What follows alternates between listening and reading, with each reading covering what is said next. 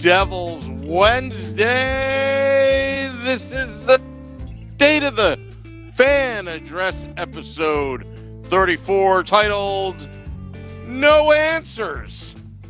Because nobody has any answers. This is your host, Sam Wu, here with Pucks and Pitchforks editor-in-chief, having technical difficulties, but he's now the technical director of the Let's Go Devils podcast network, powered by Nova Product Design from Primetime Radio, Nick Villano. Nick, big podcast tonight. We got a great guest. His third time on the podcast, former Devils captain, MSG Networks, Devils analyst Bryce Salvador. Nick, after last night's game, I was sad. I was beaten down. But also, I just didn't feel like showing up just like the team. Did you catch that game, and do you have the same feeling that I have? So, Sam, you might think that I wasn't watching the game because I didn't tweet a lot. And usually when I'm not tweeting a lot, I'm either following on Twitter or I'm doing 6 other things while watching the game. But I watched that game from face-off. Well, I missed the first face-off because the MSG Go app took a crap on me. But that's neither here nor there. From about right after the first goal all the way to the end of the game, I watched the game. I'm sad that I spent 2.5 hours doing that. You probably thought I didn't watch the game because I tweeted probably 5 times because I know a lot of people get mad at me when I'm only negative. So I guess like Mama said, and if I don't have anything nice to say, don't say anything at all. I guess I took that approach last night, and I had nothing nice to say. Blackwood looked good. Good for Blackwood. Yes. That's all I got. Get that save percentage up, boy.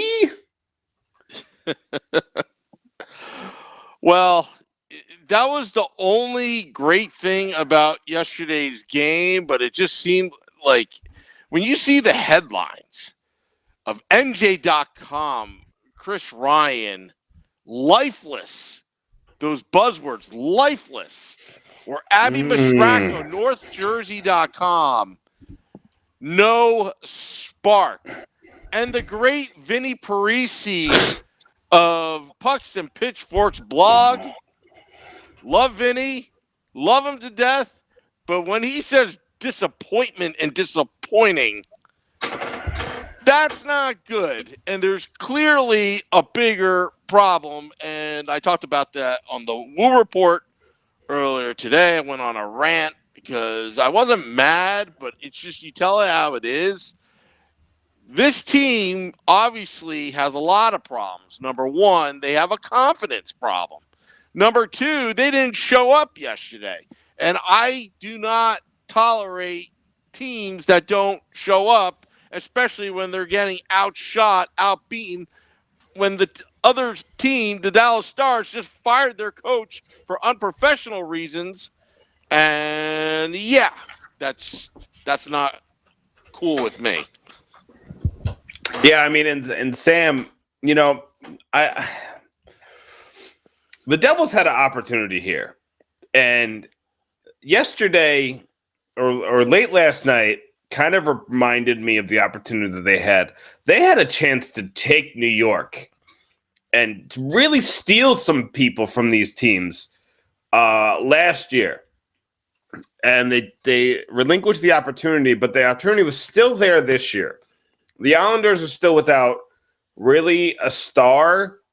The star is the head coach. You know, Barzal is a fine player. He's a very, very, very good player, but he's not like, you know, put him on the billboard and you're going to sell shoes with him.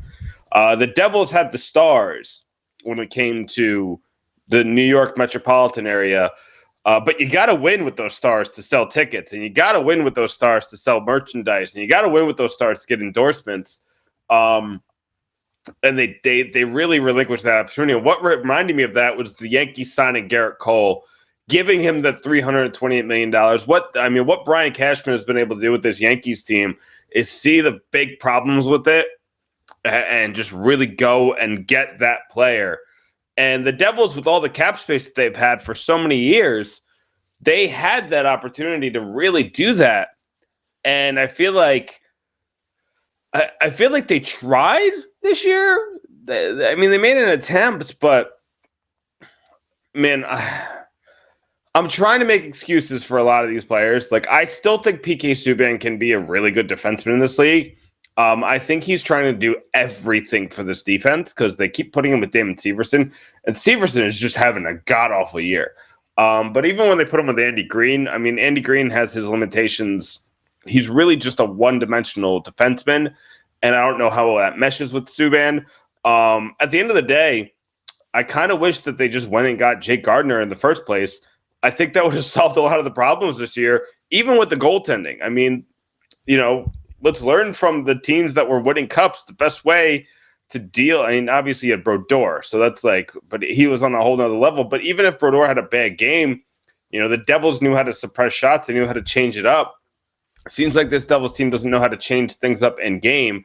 And, they just go with the same defensive strategy, the same power play strategy that aren't working. These strategies aren't working.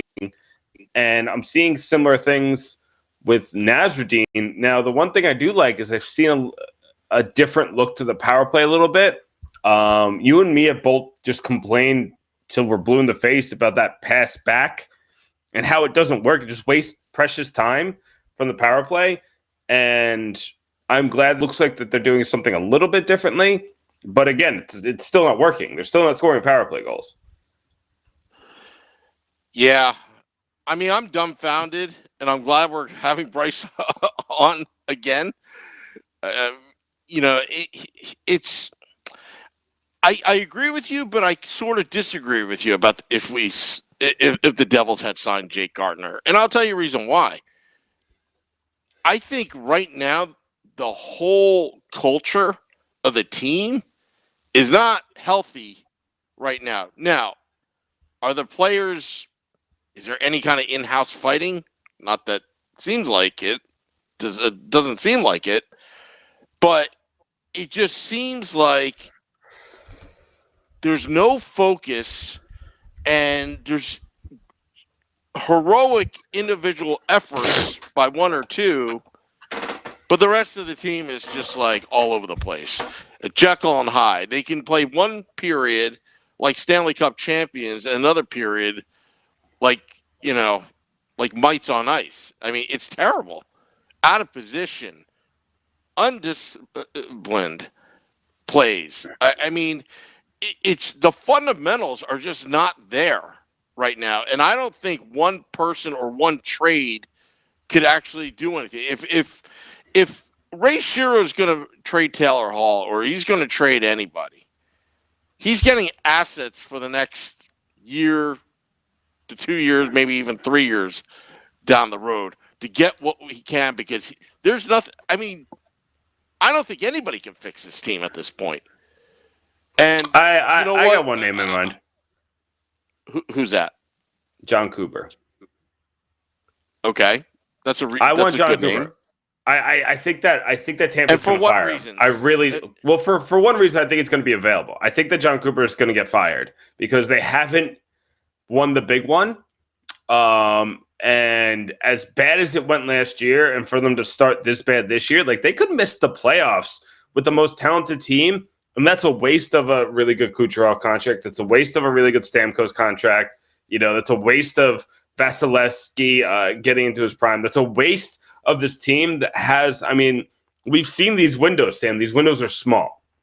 So that's one reason is I think he's going to end up becoming available sometime in January or February, which I think that Shero is going to be sick of going with the interim. And if he has a chance, he's going to jump on it. This guy has been unafraid to play his young guys a lot of minutes. Like, look what he did with Braden Point, despite having Stamkos, Kucherov, these big names. Look what he did to Cedric Paquette. Look what he did to Tyler Johnson. Look what he's done to these gigantic names, and then still allowing these smaller names to flourish and to do something great and to be amazing. Look what he's done with bad defenses And then look what he's done with great defenses. Look what he's turned Kevin Shattenkirk into. He's done these things with little to no effort, I guess.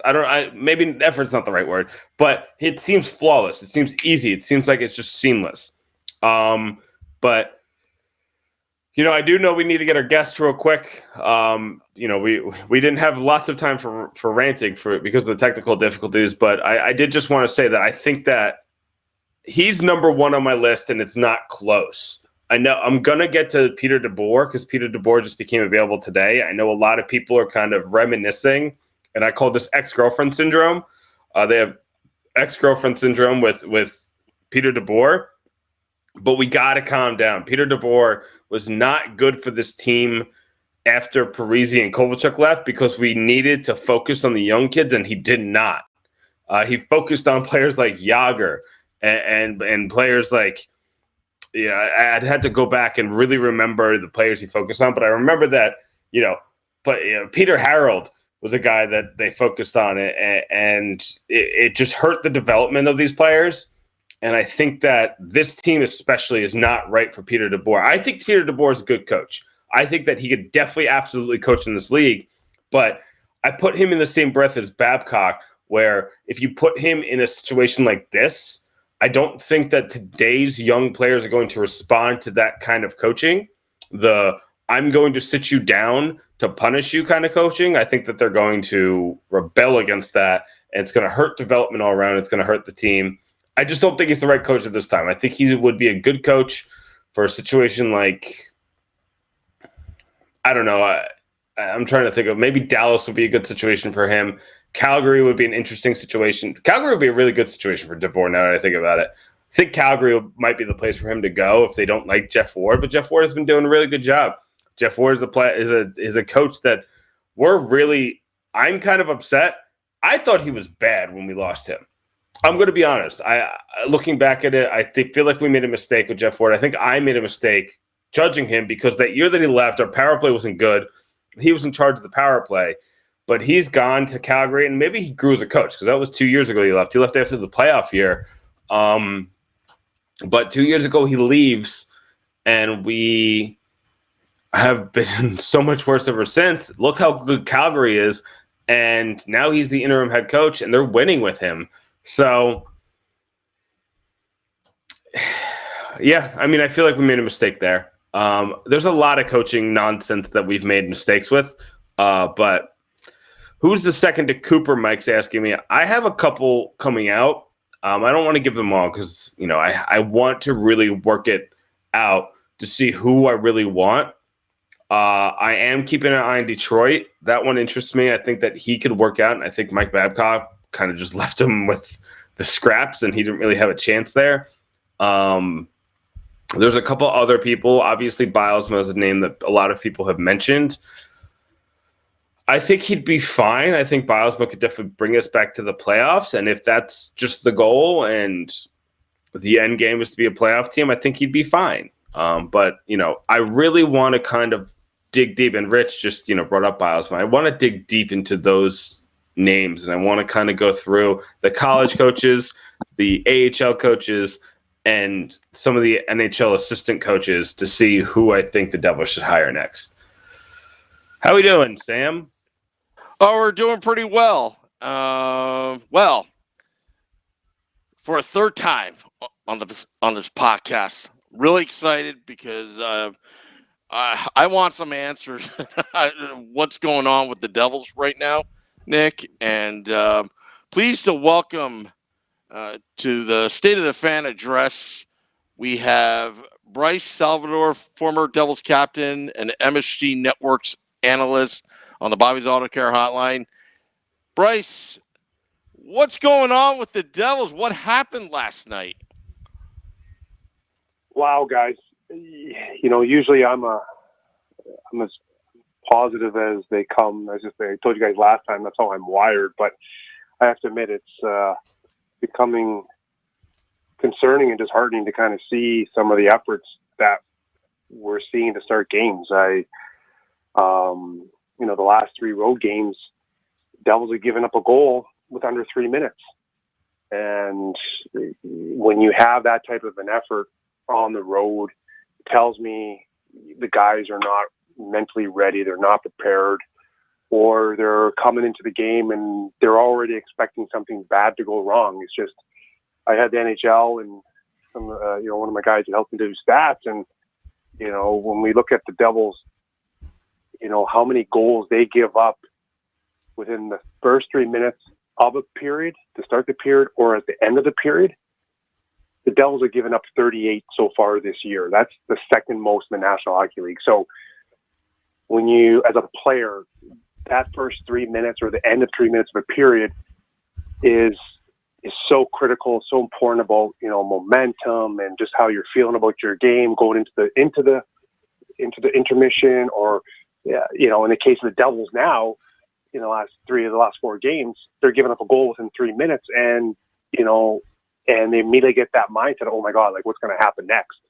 And so it's just, when I see that consistently happening, there's just something not right with the cohesiveness of the team. So I want to ask you a question, but I'm looking up your stats. So you're going to have to remind me of, were you injured for the 2010-11 season? Were you injured that whole year? Yes. Okay. So, but were you around that John McClain team? Did you see the kind of, because I mean, a lot of comparisons are going to that John McClain team. Yeah. And I think, when I hate to compare teams to other teams, just because there's so many moving parts and dynamics that go on inside that locker room and how the players are interacting with the coaching staff. And but what I can tell you is, when you have a good percentage of your team that's all not feeling good about their game, they're fighting the puck, their confidence is gone, everything, no bounces are going their way.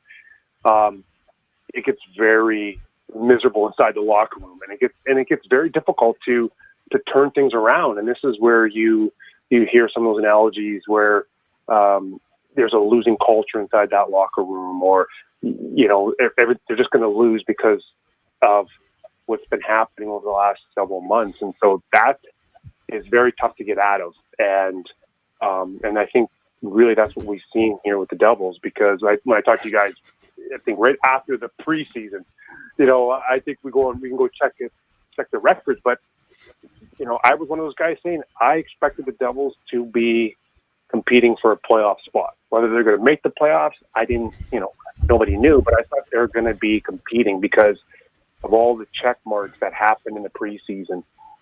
And when you look at an NHL team or just hockey in general, I tell people we're a wolf pack. We have a wolf pack mentality.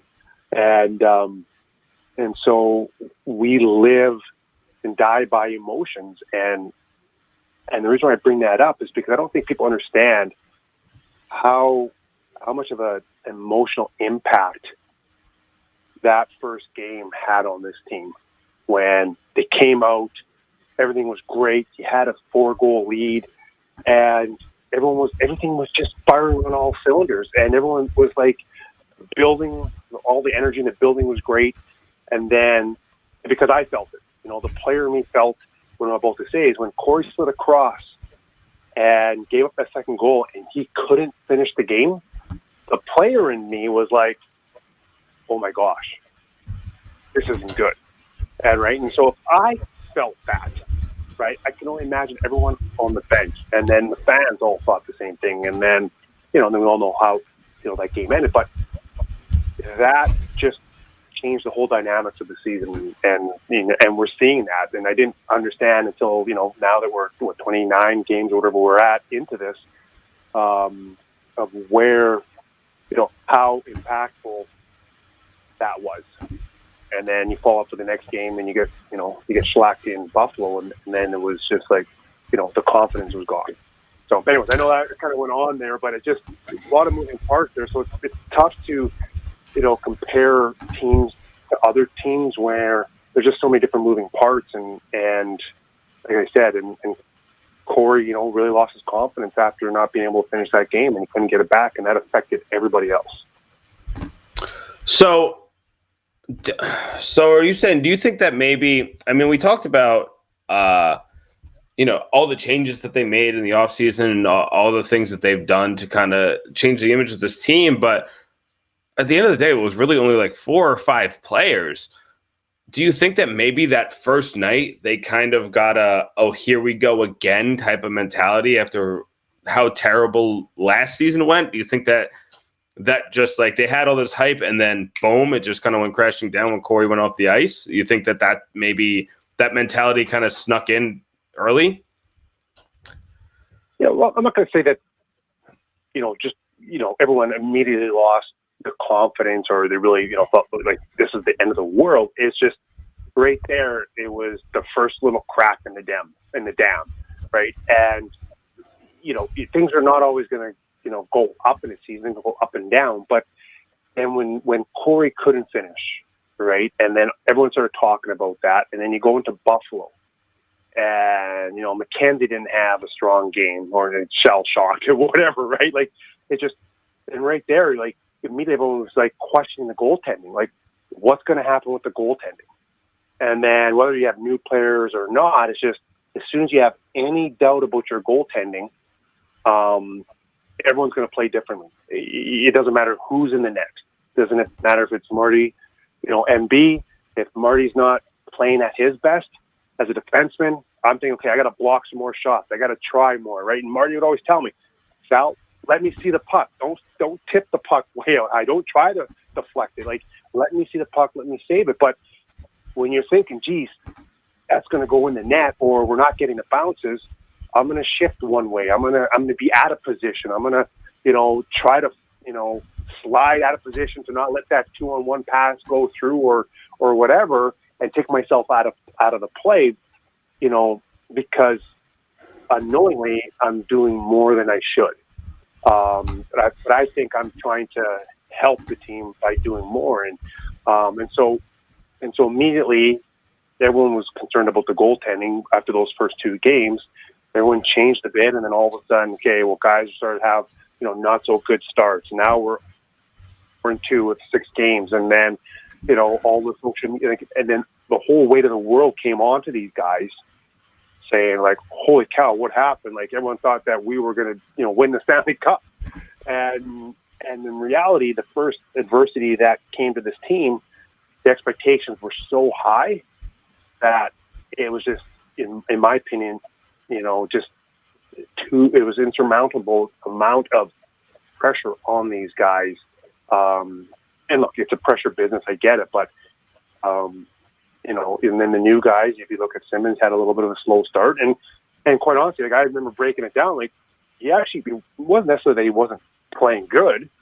It's just the pucks weren't going in the net.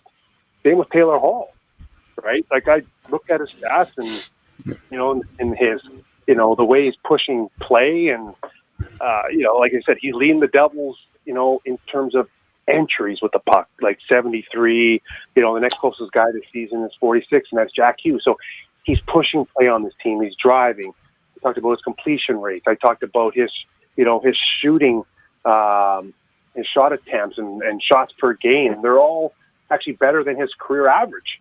Just his shooting percentage is low. And I think, well, I do know, and I'm a big believer in this, is that when you and your team aren't playing the right way, you guys aren't committed, coming in with energy, you're not paying the price, whether it's fighting for that puck, tying up somebody's stick, that second effort. We look at the second goal, and I'm not just saying it's Severson, but on that second goal last against Dallas, like where's that second and third effort? Where's that fight? Like, take a penalty, fall down, hook somebody, grab somebody, slash somebody, like whatever. Just, don't let soft goals go in, because it's going to keep you in this funk.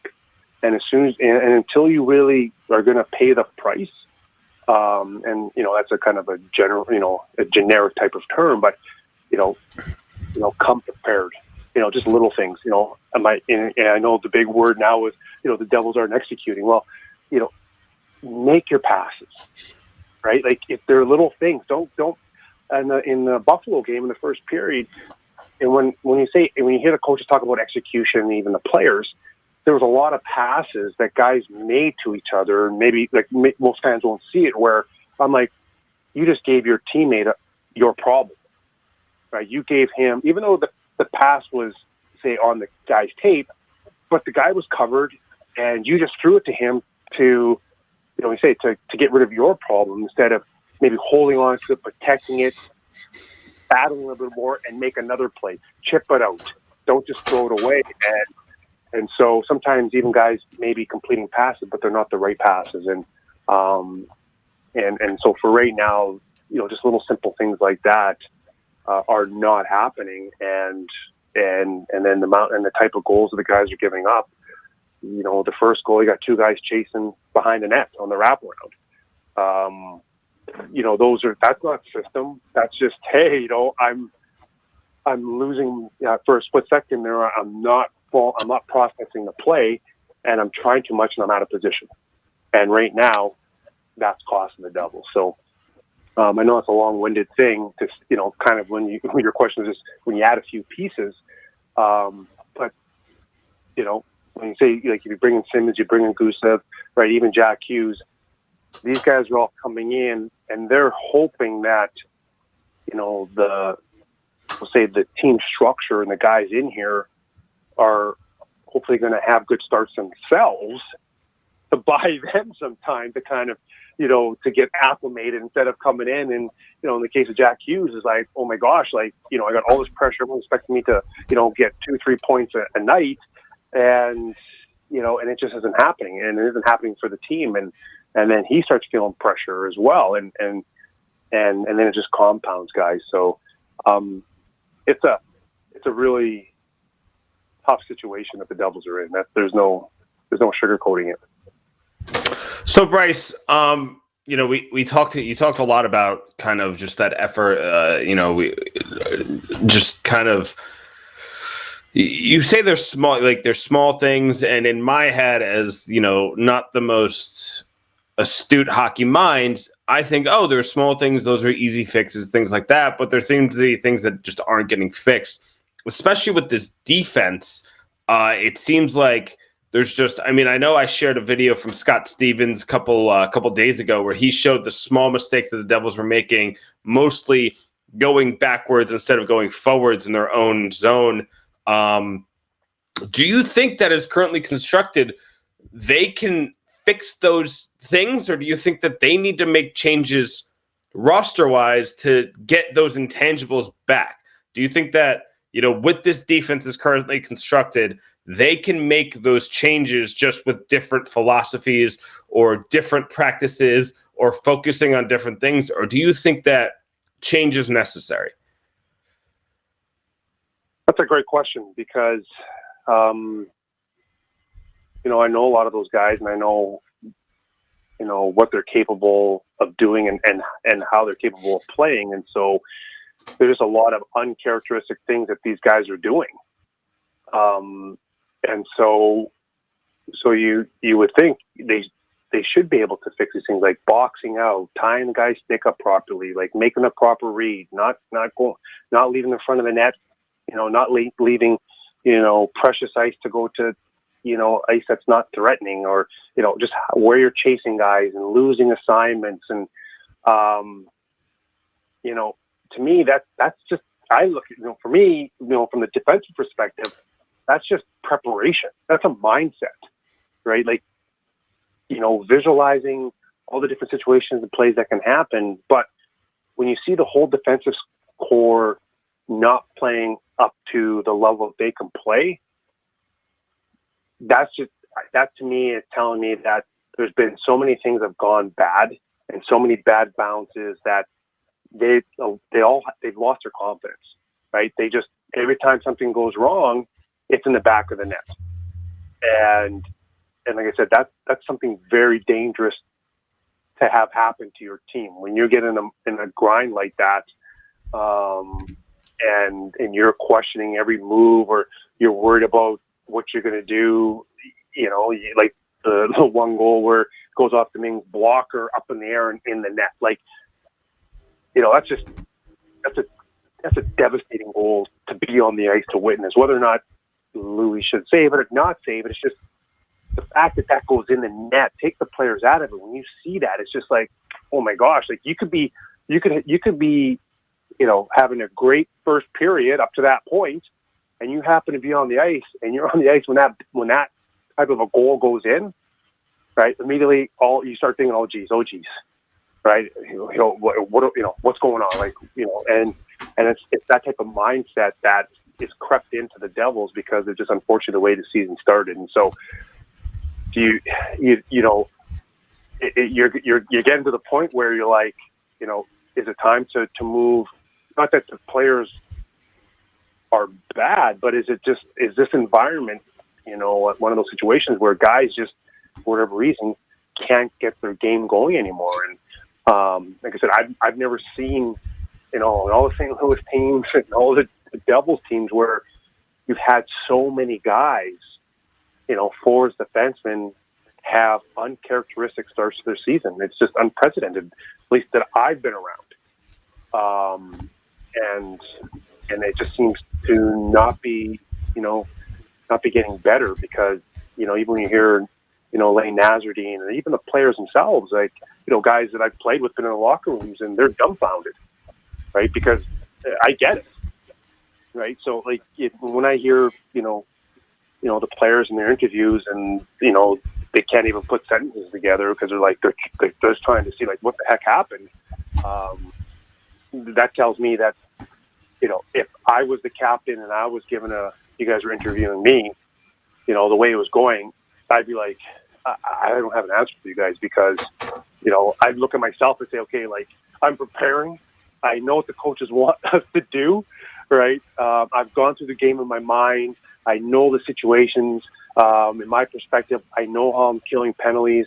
I know, like, if we're playing, Dallas, what are they going to do on their power play? Where are the threats? Where's Ben going to be standing? Where's Sagan? Like, I would have visualized the whole game, gone through the whole game, and had myself prepared to execute, whatever the coaching plan was. So, right. So now, I don't know why. Then when I go into the game, I'm forgetting some of my assignments, right? Or you're right. Or I'm standing in front of the net and. I let a seam pass go backdoor, right? That I know that I should have my stick in a certain lane to take that away. And so that just, when you see that, that's why you're getting a lot of dumbfounded, responses from players and even coaches like, well, we don't know why, right? Because it's like I said, it's unprecedented to have these many guys, all make, they're not executing. So I know I'm not really giving you guys a definitive, solution or what to do. You can't replace everything, right? And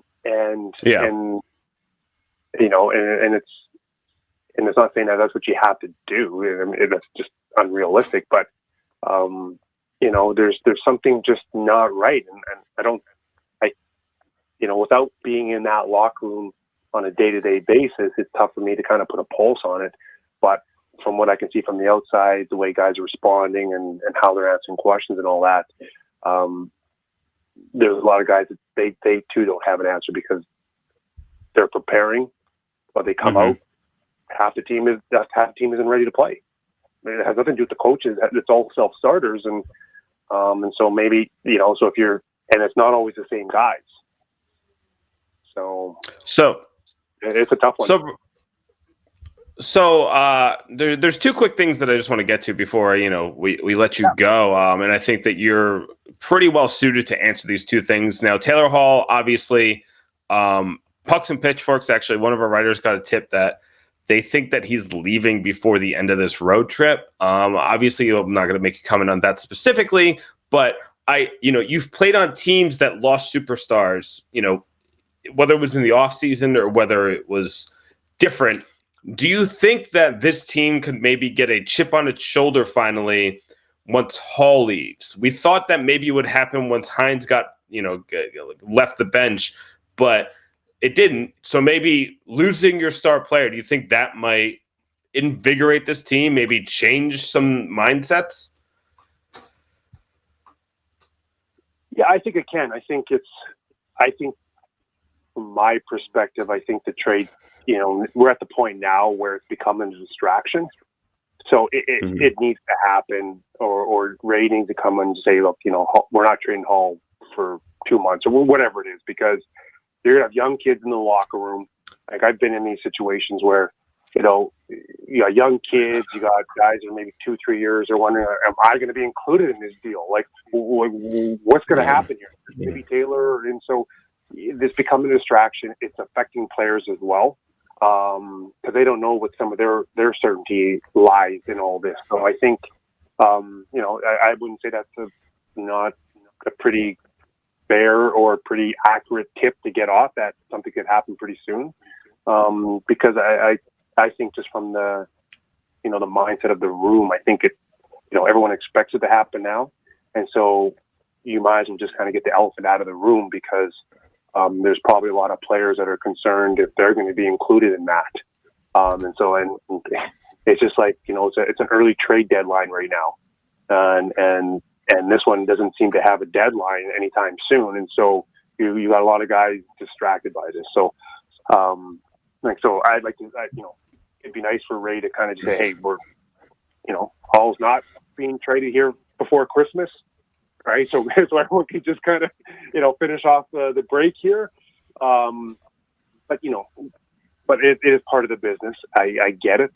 But I also know there's a lot of young guys in that locker room. Some guys that are, 3 years and under, 4 years and under, that are going through this for their first time.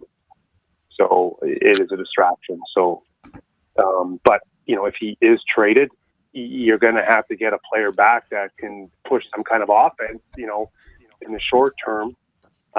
Because when I look at all the offensive, numbers, Hall's leading every single category, whether it be entries into the offensive zone, whether it be exits out of the defensive zone, whether it be offensive zone possession.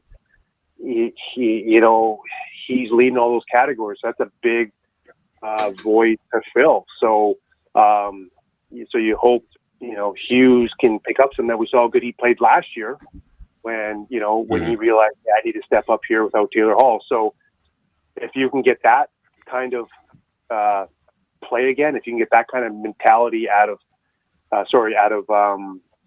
Heischer, I think I said it Hughes, but out of Heischer, the way Heischer played last year when Hall was out, if Heischer steps it up and says, hey, I'm now the guy, that could be very positive.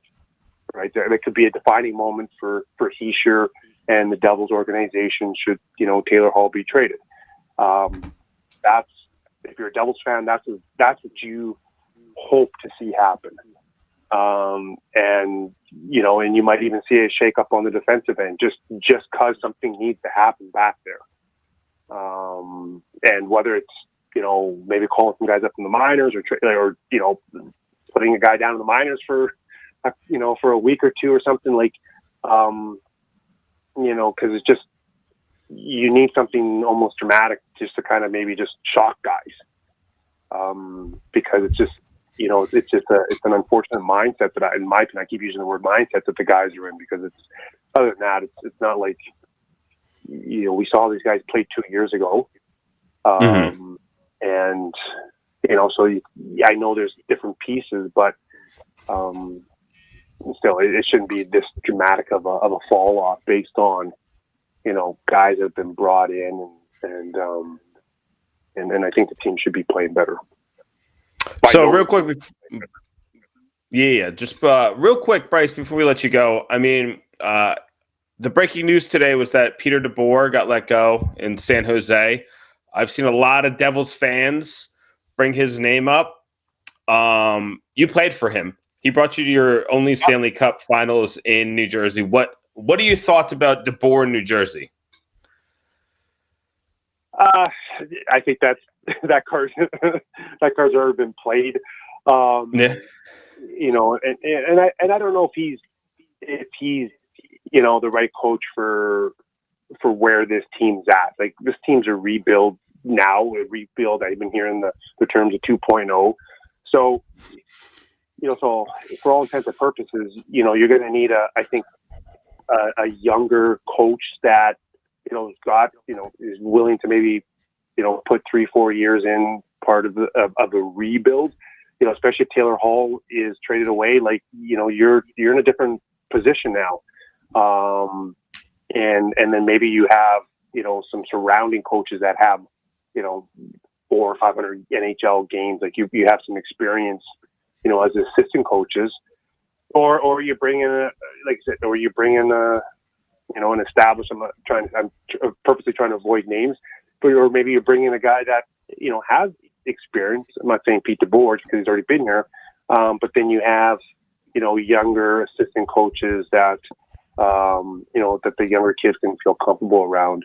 Like I said, this team's a tough situation to be in, and I think that's why I think Ray went the direction with Alain Nasreddine, because he just didn't want to have so much disruption for where this team's at after being in the kind of this culture for going on 5 years. And so so I wouldn't be surprised, no matter how this season goes, that Alain's the guy just to get through the season, instead of putting more more disruption on just the core guys, because like I said, he's sure still young. Jack Hughes, this is his first experience in the National Hockey League. You don't want him seeing going through two coaches already, in one season. So, like I said, I think we're just going to have to play this one through, and hopefully, Ray can make some strategic moves and bring some assets in, and maybe some roster players for Taylor Hall. I think that would be ideal.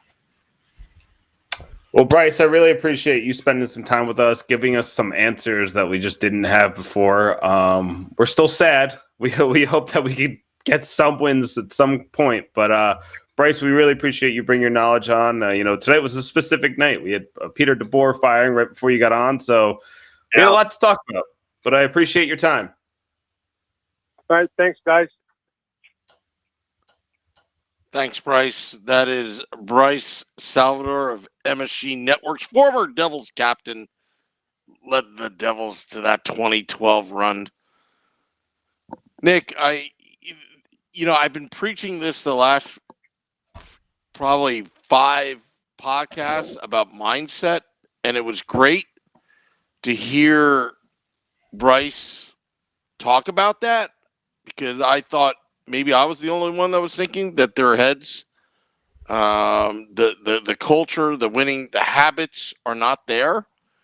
I was texting you before, I want to say something, and I just held back because I didn't want to put Bryce on the spot. But you talk about distractions, PK Subban's making tacos with Erica Wachter.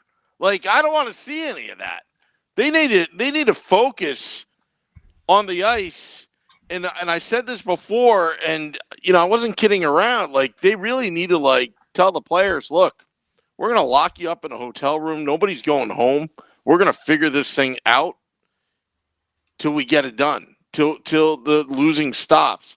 These bad habits, and it's not just one player, and that's why nobody has answers. The coach doesn't have answers. John Hines didn't have any answers. Nasreddine doesn't have any. Bryce doesn't have any answers. That tells me that the problem goes a lot deeper, and they need to refocus. And it's not just for one day. I'm talking about a couple months of dedication and getting back into those great habits, because that's what builds champions. And it's just not there. And I liked Bryce's insight when he says, maybe it has to take something drastic, like a superstar like Taylor Hall, to be traded to just shake it up, because this can't go any longer. And the other thing that frightened me, which I was kind of expecting, but just to actually hear it, another 3 or 4 years of rebuild. We're on year 5 or 6. You're talking about almost a decade to get this team up to where it should be. But I did like what he said about Nico, because I agree. Nico's hurt right now, but if the Devils do sick. indeed, what's that?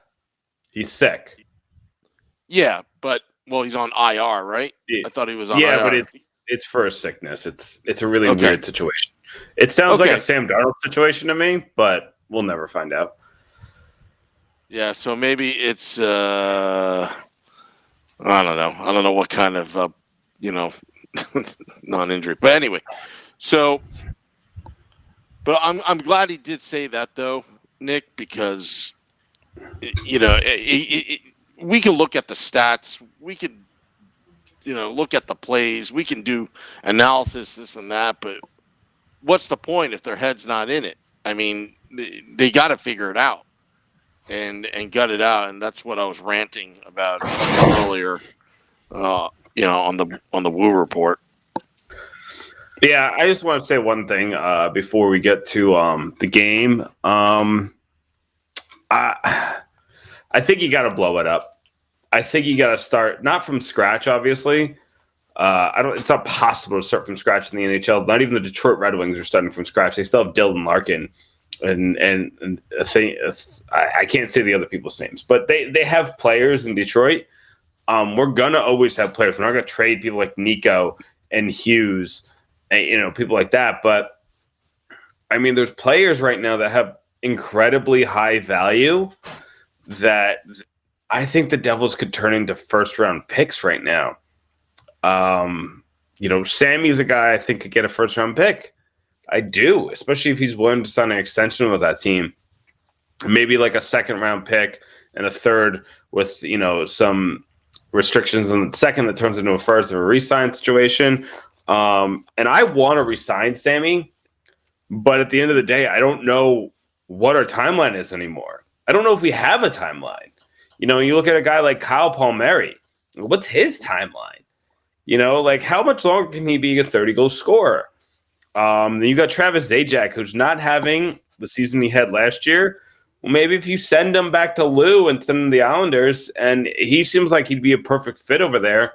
I know Lou doesn't like to trade within the division, but, maybe he'd make an exception to get some of his old guys, and the Devils are not competing with him right now anyway. What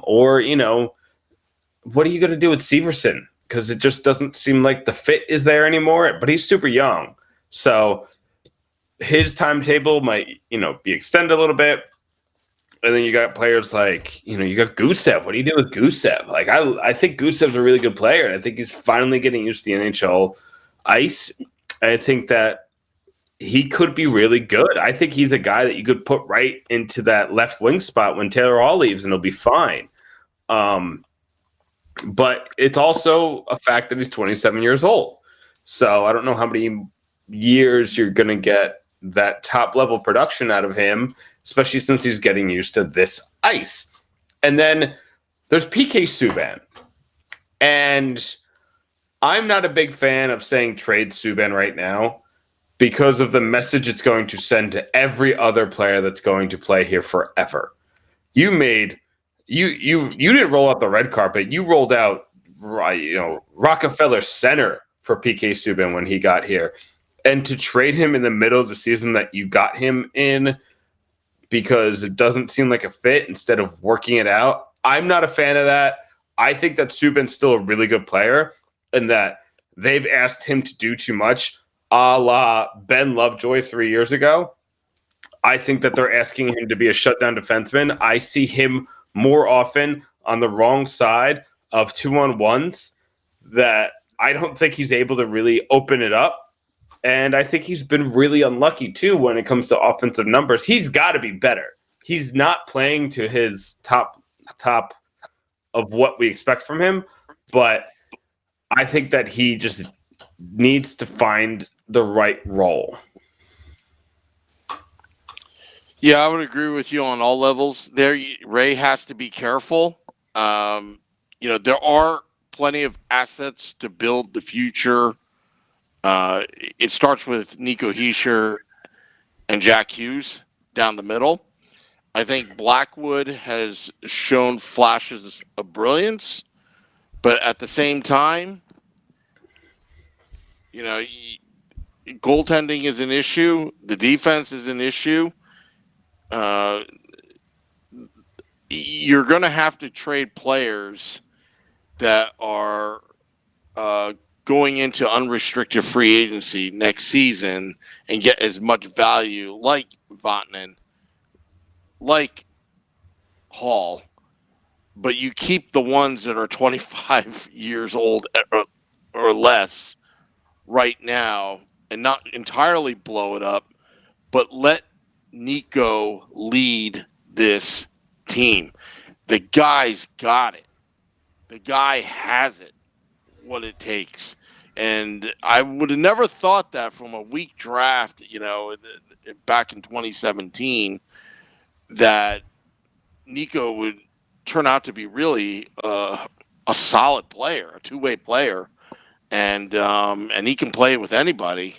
But also he's got some little grit to him. When the Devils are down, 2-0 or 3-0, it's Nico, the one that scores that goal just to calm things down within 20, 30 seconds. It just seems like it's a normal occurrence. But right now, with PK, I agree with you there, Nick. You can't. I mean, you're locked in at this point. And it does send a message to the potential free agents in the future, that this could actually happen. But let the players work it, work themselves out of it. But you know what? A couple first rounders are great, but at the same time, do you trust Ray Shero and this scouting staff on making the right picks? It's not a guarantee that a first rounder is going to, come back in great value, depending upon who you pick. I mean, look at McLeod and Zaka. They're not really doing that much, as far as I'm concerned. Yeah, I mean, I don't know what else to say besides let's play a game, because this team just makes me sad. Like, actually, before you go, just let me say this one thing. Sam. I am at the point right now where I don't enjoy game day. That didn't happen last year. That never happened where I did not enjoy watching the Devils.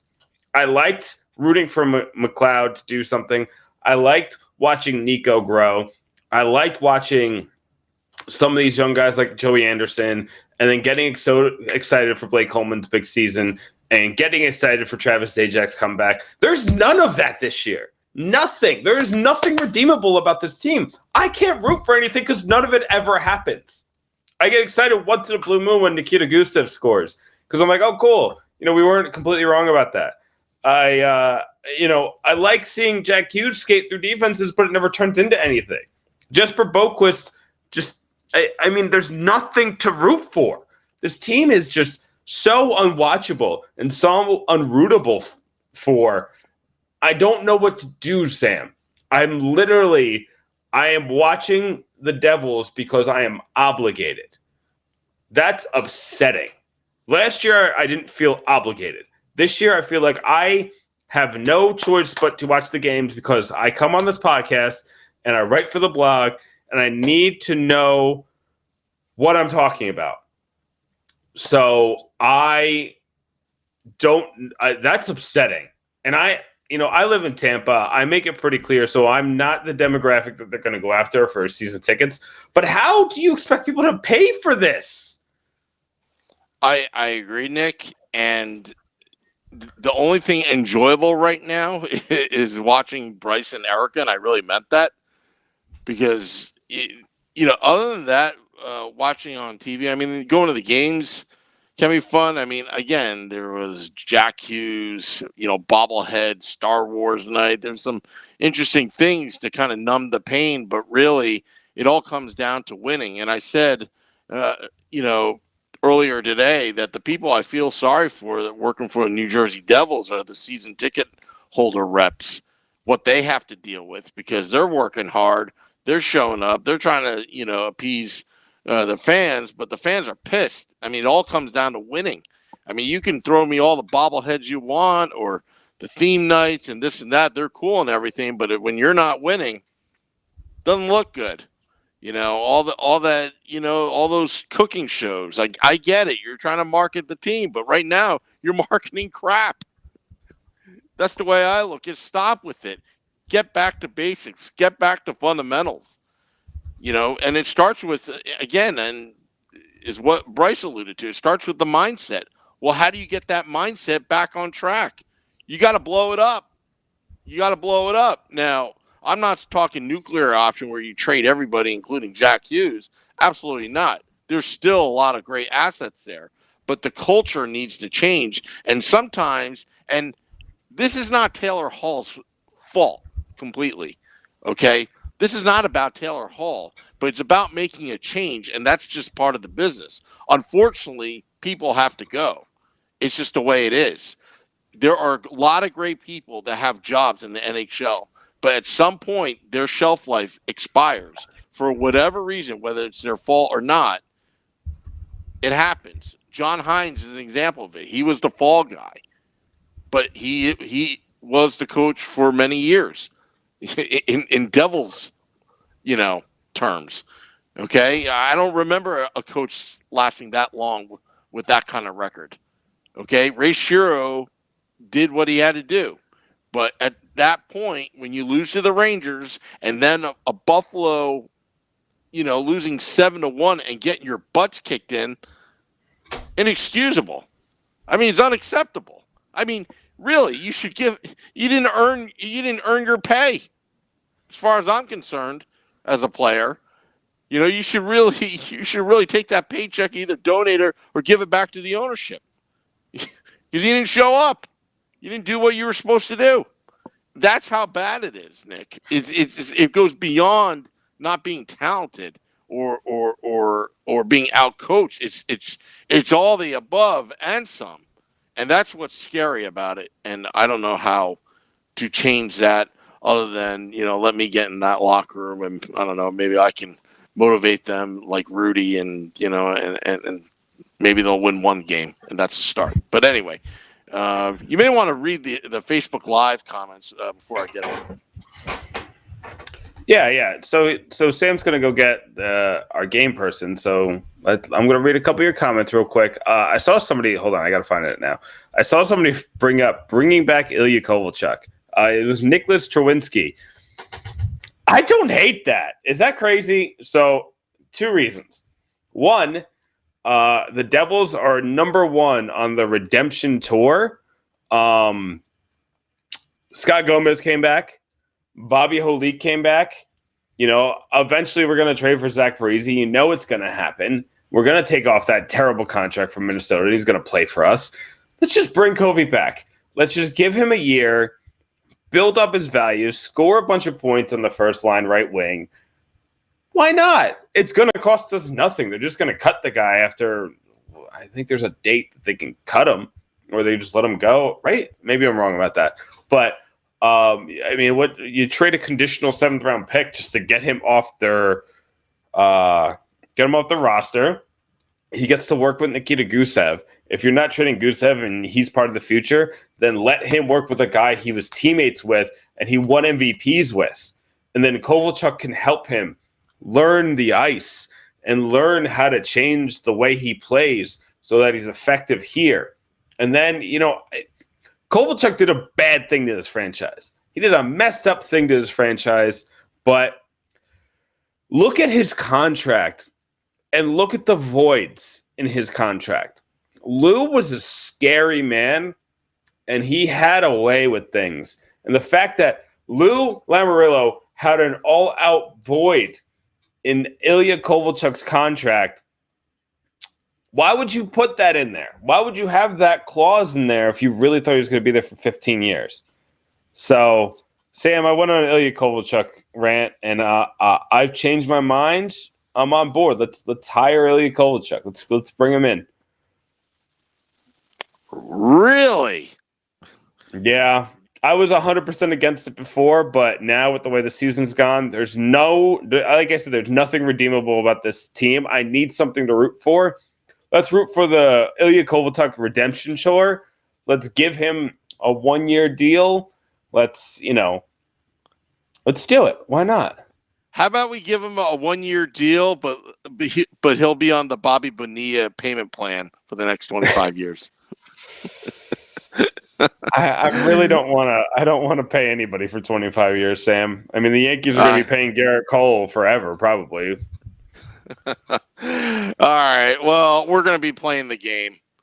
Our next guest, I think he beat me last time by luck. He was lucky. He's on the Bobby's Auto Care hotline. Pucks and Pitchforks contributor, Rob DeLuca. Rob, are you ready to play the game? Hey guys, thanks for having me. Yeah, let's play some games. All right. So this week's game, I'm running out of game shows, guys. So I've had to dig deep into my game show archives. But today we're going to be playing The Biggest Loser, New Jersey Devils edition. I thought this was pretty appropriate for the situation we're in. What do you guys think? Sounds good to me. Yeah. So what I'm doing is I went back in the archives, some of the best Devils of all time, and I found the biggest drop-offs in points from one season to the next. So what I'm going to have you do is I'm going to tell you that player's name. You have to guess within 10 of how many points they lost from one season to the next, their biggest drop-off. And then you get a bonus point if you tell me what season it was. Sound good? Let's do it. All right. Sam, do you understand the game? I have to double check with you. Yes, I understand, but Rob has to go first so I can understand it better. Okay. So, Rob, we're going to go with the Czech sensation, Patrick Elias. What was the biggest point drop-off from one season to the next for number 26? Okay, let's see. I think number 26, his biggest drop-off had to be probably about, I'll say 25 points. Patrick Elias had a 42-point drop-off from 2012 to 2013. He went from 78 points in the year that the Devils went to the Stanley Cup Finals to 36. Now, these are trick questions. And then, Sam, you learned the trick. There are lockouts in here. So he went from 78 points in an 82-game season to 36, and I think he played 39 that year or something like that. So, yeah, it was like 28 games. That got me. All right. I was thinking, when he had Hep A during the lockout, he must have dropped off pretty, because the following year he didn't come back to mid-season, and he was like gravely ill. If you remember. Oh, that's true. I remember that. 2006. Yeah, 2005, 2006. He just didn't score as many the season before, I don't think. I think he had like 60-something. I got to double check. Hold on. What was it? 03-04, he was with Pat Burns. So he went from 81 to – so here's the thing is that he missed a lot of games that season, but he was insane. He scored 29 points in 38 games. The season before, 45 points in 38 games. So he was insane that year. So the year before, or before the lockout, he had 81, but that year he had 45 in 38 games. So he did miss a ton of the season, but he was just ridiculous when he came back. So that helped. He was on the egg line, if I'm not mistaken. Elias, Gomez, and Gianta. Yeah, or what Larry Brooks would say, the GEG line, goal every game, but everybody liked the egg line. Anyway, enough about Larry Brooks. All right, so next on the list is Scott Stevens. Now, just a heads up, I'm only counting the seasons they played for the Devils. That makes sense. So, Sam, what do you think for Scott Stevens? It must have been from, I'm going to guess, 93-94 season. He was a Norris Trophy candidate, Scott Stevens. 95 was a shortened season. So there probably was a big drop-off there. I'm going to say, and that was a defensive team, 95 Cup team. So they played how many games? Probably like 48. So that's half game. So I would say he dropped off about 50 points. Are you cheating, Sam? I'm dead serious. That was the serious. explanation of like somebody who's typing in Google and like, so yeah, he did this and da da da da da. No, I'm not. No. Here's my laptop right now. It's just the show board. That's Okay. all I'm doing. I don't lie. Okay. No, you got it right. No. I figured out the Pedrick Alias and the Hep Bay situation, and I asked about it. I got my stuff going. Okay. I'm like the Devils. My mindset wants to beat the crap out of Rob DeLuca after last time.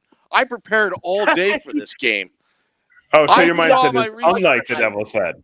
Your mindset is the opposite of the Devils. Yeah, I went to the almanac to figure this stuff out. Yeah. Anyway. So you're right. Scott Stevens dropped off 56 points, and you did get the season right. It was 94-95. So good job. You get 2 points there. So Rob. Oh, gotta recover here. Gotta recover. Let's go. I feel like I gave you all the hard ones, but it's okay. We're gonna go with Zach Parise.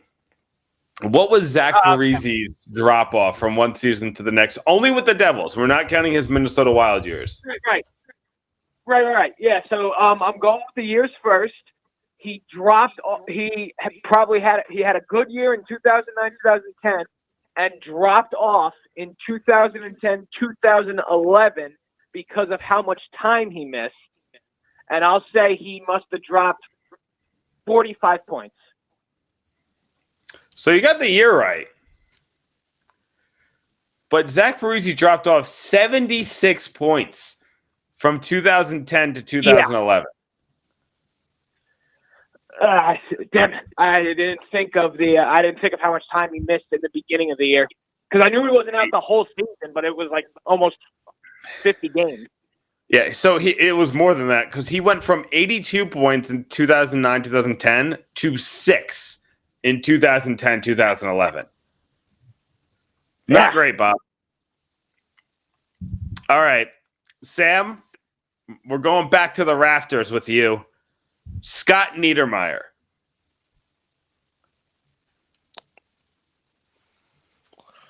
Ooh. Got to think about this. Do I go back to the well with that 94 team and that 95? He did have that one season where he got suspended by hitting Peter Worrell in the helmet with his stick. I forgot about that. Yeah, but that was only like 4 games or something like that. And then he had that one season. Yeah, one preseason where he had a Rangers jersey over his head, and then he kicked it. I do remember that. I hate to go back to the well, but I don't remember a time of him ever getting injured, for a long stretch time, other than that Ty Domi incident in the playoffs, but that's the playoffs. When the elbow to the head out of nowhere, and the refs didn't see it, and the only person that did see it was Scott Stevens in the penalty box, and he was like a wild dog in a cage ready to get out. But this is gonna be a tough one, Nick, but I'm not gonna stretch it out even more. I'm just gonna the 94 to 95, just because it's half the games, and I'm gonna say 32 points. All right, Sam's right again. It was 27 points from 94 to 95. He went from 46 in 94 to 19.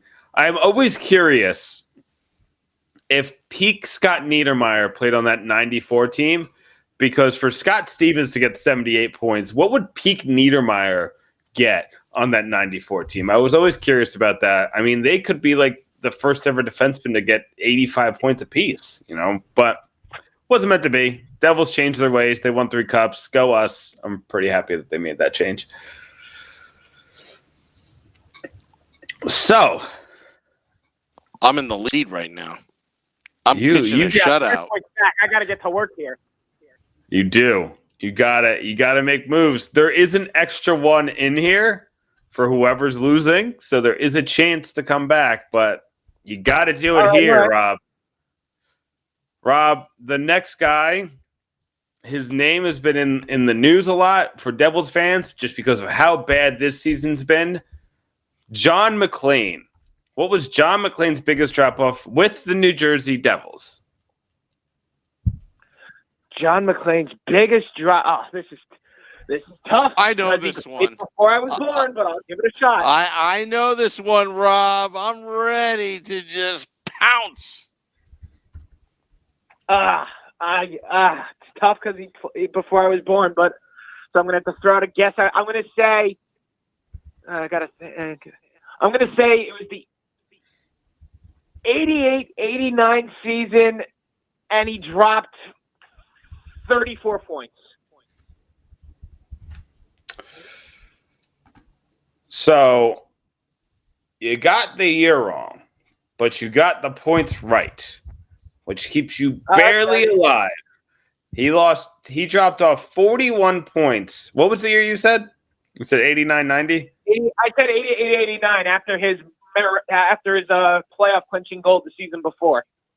Yeah, so he dropped off 41 points from 94 to 95. Should have just went back to the well, but it's okay. He had 70. Also, just remember, he had reconstructive knee surgery, I believe in 91 when Scott Stevens was acquisition was on the team, and Bruce Driver was named captain that year in his place. Do you remember that, or were you Stardust, Rob? I was barely a glimpse in the eye in my father's eye. I wasn't born till 95. Oh, jeez. Oh, jeez. Oh, boy, I should call AARP right now. I feel old. Oh, my knees hurt all of a sudden. Yeah. All right. All right. So right now, Sam's got a 4-2 lead. Let me turn on my hearing aid. I'm that old. Sorry. You can clinch it here. Travis Zajac.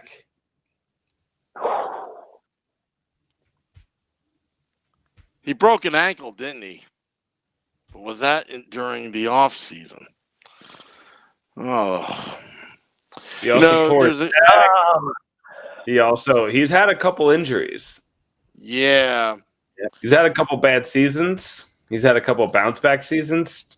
This one I was intrigued by because there's a lot going on in this man's career. Yeah. And I can't go back to the well.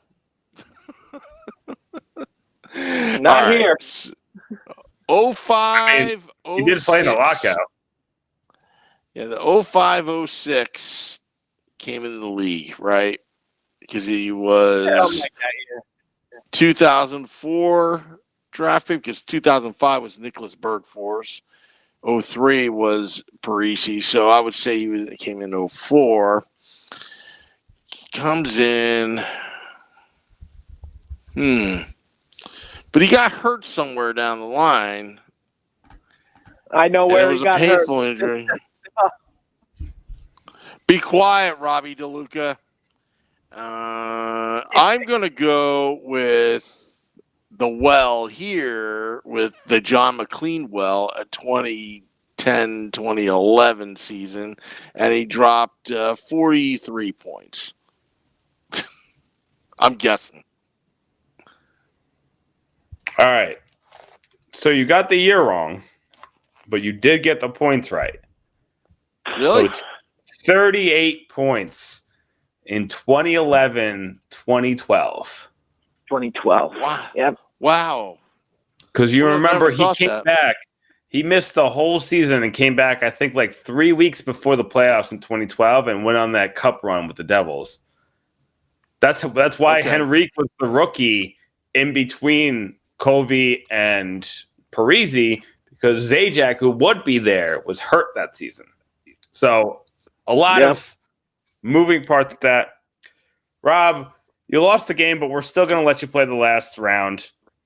Yeah, let me get it. Let's see if you can make it. Let's see if you can make it respectable. Brian Giunta. Okay.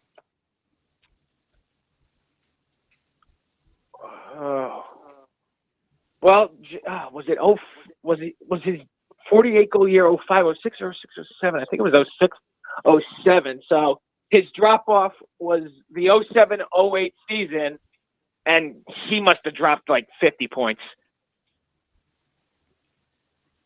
All right. Well, you got your 2 points. 06 is when the 05, 06 season is when he had 89 points. I think it was 48 goals, 41 assists.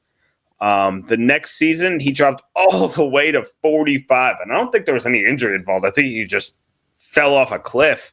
Dropped 44 points. So, Sam, you can celebrate, but Rob, you still made it honest. No. Rob, you just got 2 points in garbage time. Okay, this is what we call like everybody gets a trophy for participating. So I got my revenge. I was prepared. I don't accept participation trophies. I think this just means I'll have to come back at a future date and we'll have to break this tie. Okay, Rob. Hey, nice playing. The tiebreaker will be next time. All right? Let's do it. Thanks for having me, guys. All right. Thanks, Rob. That is Rob DeLuca, Pucks and Pitchforks. Sorry, I messed up the levels right there. On the Bobby's Auto Care hotline, getting his butt kicked in by Sam Wu. And for Felony Strutter and all those haters on YouTube Live that says that I don't know anything about the Devils pre-2000, Nick, as a witness, I actually schooled. Took him to school that era. That was impressive. Yeah, you knew. And to tell you the truth, I usually suck, but yeah, my mindset has changed. You know, I said to myself, I'm going to beat this guy. I want to come out punching with the fight. I didn't give up the early 2 goals, in the game. No, I pitched a shutout, and he just got some points in garbage time, and that was Devils hockey. The Devils hockey I know. And the big thing was that you didn't give up the lead. Oh yeah, didn't give up the lead. There was no cooking show in the middle of the game. I wasn't getting distracted. But yeah. Thanks for noticing, Nick. I'm gonna feel a little bit confident tomorrow. Going to work and just saying, "Hey, I won. I beat Robbie DeLuca. I'm back even now. I don't have to worry about it." After, actually the last game, I think I blew the lead with him in the end. I think I said something stupid in a tie game. I'm gonna have to go back one day and go through these games and see what your record is against everybody. Well, do you know where you're going to go? You're going to go to YouTube, our YouTube channel, Let's Go Devils. It's all archived there, or Facebook, / or / I think it's / Let's Go Devils podcast, or you can just check us on, you can review the videos on Periscope, Twitter, at Let's Go Devils Pod. Nick, when you have some time, I'd like to know. We really never kept track. Well, I'll have to go back. I'll try to be professional and do it for the fans. Okay. All right. Well, this was a hell of a podcast. Thank you to Bryce. Thank you to Rob for joining us. Thank you, the audience, tuning in. The State of the Fan address. So let's go Devils Podcast Network, all powered by Nova Product Design from Primetime Radio. But there's one last thing, Nick. We didn't discuss this in our pre-production meeting, if you don't mind, before we close the show. We're closing the show now, right? It's getting late. Yeah, we're good. All right. All right. In all seriousness, there's still some people left, but because of technical difficulties, I didn't forget. It was just a little bit of a mad rush. Thoughts and prayers to the police officers in Jersey City, victims. The tragic. It's. I don't want to even talk about it, but I think we should make mention when these heroes, when there's a something like this, they go into danger to protect us, and they should be commended. And some of the pictures and videos and some of the stuff that we were seeing online, our heart goes out to them, Nick, because I spent a lot of time in Jersey City in the last year. And you've heard me, complain on text message. I'm in Jersey City and I'm stuck and I don't know if I can make the podcast because of traffic. But I spent a lot of time there. The good folks there. It's a beautiful city. It's tragic what happened, and we're from Jersey, and we all stick together. Whether it's a Rangers fans, Devils fans, or Islanders fans, or whoever in Jersey, we're still one big family. And just all I'm seeing is just on the news a little bit. I haven't really been watching it that closely, but all I'm seeing is just stories of heroic response and thoughts and prayers to the families of the victims and the police officer that passed away and the ones that were wounded. But I just wanted to make mention of that, Nick, because I thought that was it was something else when you hear those stories. So here's the thing.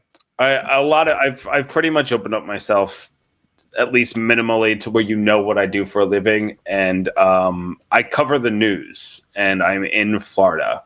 So a lot of you can put two and two together to see what I've covered. Just think about what's happened in Florida this year, let alone the past 5 years that I've been here covering the news. So I've seen a lot. And I've heard of a lot, and I've heard things on police scanners, and I've heard things in 911 calls, and I've seen and heard things. Part of my job and what I do is to listen and read the things and decide whether you as the public should read or listen to it as well. So I've seen things that, as the kids say, is not safe for TV. Now, that being said, it's different when it hits home. For those who don't know, I grew up in New Jersey. I lived there for 20 years before I started moving around this country. And every time I see New Jersey as the next place, because there's always going to be a next place. Just understand that in today's world, with the situation we have and with the social media and with the fact that these people, whatever, there's reasons why I think that these things are going to keep happening, but I don't want to get into them because other people have other thoughts, so it doesn't matter. But understand there's going to be a next place, and when the next place is New Jersey, it hits hard. And when it involves cops, as a person who has family members who are cops and family members who retired as cops, and knowing what they do and knowing the scrutiny that they face every single day, it also hits a little harder for me. So putting those two things together, Jersey and having to text friends and saying, hey, are you okay? Hey, are you impacted by this person shooting people for whatever reason? It sucks. This sucks. I hate it. I'm sorry that I'm getting a little emotional because this is BS and needs to stop. But Sam, I'm glad you brought it up. My heart does go out for all of them. I can't believe that this is happening again. I can't believe it's happening in New Jersey. And, you know, if you're impacted by this and you do need somebody to talk to, you could reach out to me or the blog at any point. Hopefully we can provide a distraction to you that when you need it, or if you just want to talk, we're here for you.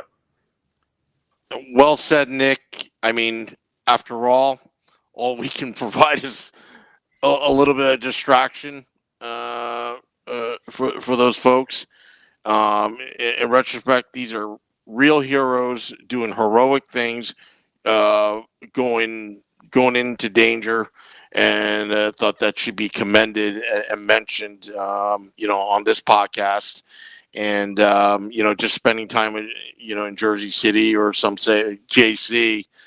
It's a beautiful city, and we're here. And most of all, the reason why we do this podcast and why we do Let's Go Devils podcast is we're one big community, New Jersey. It stretches all the way out to Australia, New Zealand. It's not just New Jersey, Florida, where Nick is, California, where Scotty is.